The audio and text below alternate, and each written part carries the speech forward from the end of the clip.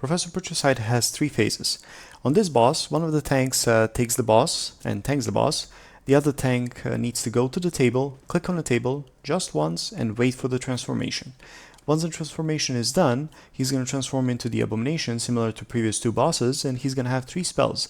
Number 1 spell is for drinking the slime off the floor. Second spell is for spitting on the oozes. Now what this spell does, it slows the ooze down so we can actually run away from the red and have more time to kill it, same as green. Third spell is a basic attack that reduces the armor of the target by 4%, stacking up to 5 times, meaning 20% less armor. On first phase we're going to have slime pools on the ground, don't stand in them. We're going to also have green ooze spawning, and after the green it's going to be red, after the red it's green, and so on and so on.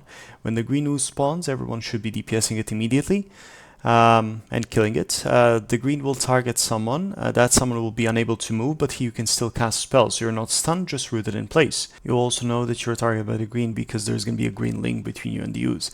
The ooze will slowly start heading to you, and when it reaches you, if you're alone, you're gonna die. But if you have at least 4, 5, 6 people stacking with you, she's gonna spread the damage equally, and she's gonna push everyone away.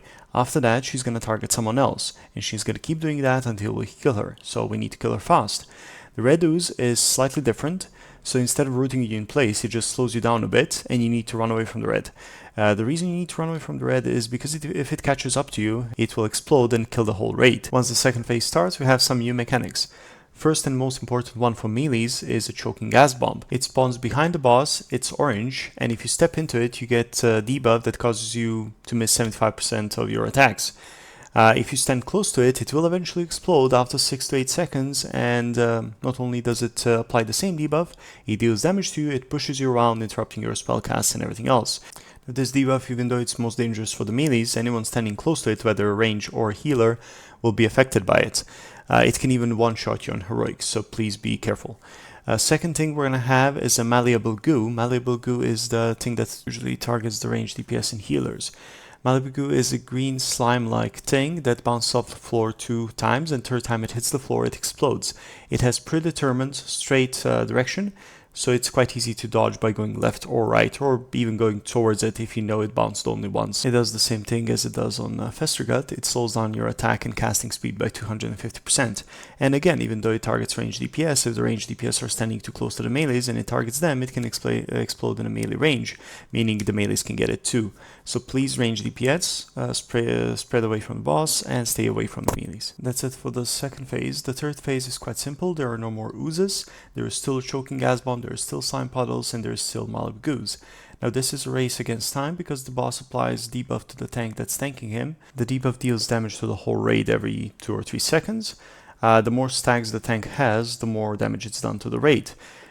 This is not simple as 1+1, so 1 debuff will be doing, let's say, 1000 damage, but 2 will do 3000 damage, 3 will do 8,000 damage, 4 will be doing 12k damage, and so on and so on. So the more stacks a single tank has, the more damage it deals to the whole raid. It's better to have 2 tanks with 4 stacks each than having 1 with 6 stacks. Now there are a few extra things on heroic. On heroic, whenever the boss transitions from one phase to the other, so 2 times total in a fight, he spawns both of the oozes, both red and green. Now on 25 heroic, you get a debuff that allows you to DPS only one type of the ooze. So if you have the red debuff, you need to DPS the red ooze. If you have the green debuff, you need to DPS the green ooze. DPSing the wrong ooze basically does 0 damage, so you need to pay attention to this. Another thing that's happening only on heroic is the Unbound Plague. How the Unbound Plague works, it targets 3 random people. These 3 people start receiving damage from it, okay? Now the debuff itself lasts 60 seconds. Every 2 seconds it deals damage. It deals exponentially more damage the longer it stays on one person. So for example, the starting damage might be 1000, then the next time it deals damage it's going to be 3000, next time it's going to be 10,000, and so on and so on. So you keep it on yourself for around 12 seconds, 10 to 12 seconds, and then you pass it on. Once you pass it on, you get another debuff called Plague Sickness. Now that debuff increases the damage you take from the Unbound Plague if you get it again, okay? So if you get an Unbound Plague again while you have the Plague Sickness, you keep it 6 to 8 seconds only, okay? Now if you have 2 stacks of the Plague Sickness, you keep it 4 to 6 seconds. If you have 3 stacks of Plague Sickness or more, God forbid, you should pass it right away. One more thing to mention is that once you pass the unbound plague, for example, if it started on you, meaning 60 seconds, and you pass after 10 seconds, the person you passed it on to will not have it for 60 seconds. They will have it only for 50 seconds. If they keep it for 10 seconds, the next person will have it for 40 seconds. And that's how we eventually get rid of the plague. Of course, the boss will reapply it at some point. Another thing to mention is that whenever the two oozes are spawning, that's when we should be using the cooldowns for DPS. No other part of the fight requires the DPS burst other than the two oozes spawning at the same time. Now we're going to be talking about the tank positions, okay? Whichever tank is tanking the boss needs to move the boss at start on the number 2 spot, okay? You wait there until the green ooze spawns. Once it spawns and it targets, you're free to move to spot number 4. Now this is only for the first phase, okay? Once the first phase is over, depending which we had, if we had only the green ooze, in that case, once the phase 2 starts, you move the boss to the spot number 3. While the boss is on spot number 3, it needs to be looking towards the spot number 4. Basically, the wall needs to be behind the boss's back, okay? Once the choking gas spawns on spot number 3, you move the boss to spot number 4.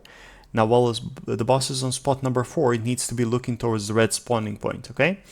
Once the red spawns and it targets someone, you move the boss alongside the red ooze to the spot number 1. From spot number 1, once the choking gas bomb spawns, you move him to spot number 2. When the green ooze spawns and it targets someone, you move the boss to spot number 3. Again, from spot 3 to 4, from 4 to 1, from 1 to 2, from 2 to 3, and so on and so on. And that's the tanking position for the boss. So the choking gas bombs must be positioned on spot number 1 and number 3. Depending which ooze is coming. If the red ooze is coming, the boss needs to be positioned on spot number 3 and has a choking gas bomb on number 3. If the green ooze is coming, the boss needs to be on position number 1, having choking there, and then move to spot number 2. Now for the tank that's transformed into the abomination, okay? Your job is to drink the slime off the floor, target the ooze, and use the number 2 spell to spit on the ooze. That's going to slow it down, and turret possibly to hit the boss, okay? Now, you might have noticed that I'm moving left and right while drinking the green slime pool and spamming number 1 key. That is a trick to drink it faster, okay? Each time you move, you interrupt the animation for drinking. On normal, you would usually want to drink all the slime pools, leaving none behind. But on heroic, especially until the last phase, you need to keep one pool alive. So there is always 2 pools coming. You drink one all the way up and you keep the other one. The reason for that is because the slime that you drink gives you energy, and you need energy to spit on the oozes. On heroic, as previously mentioned, we have 2 oozes at the same time.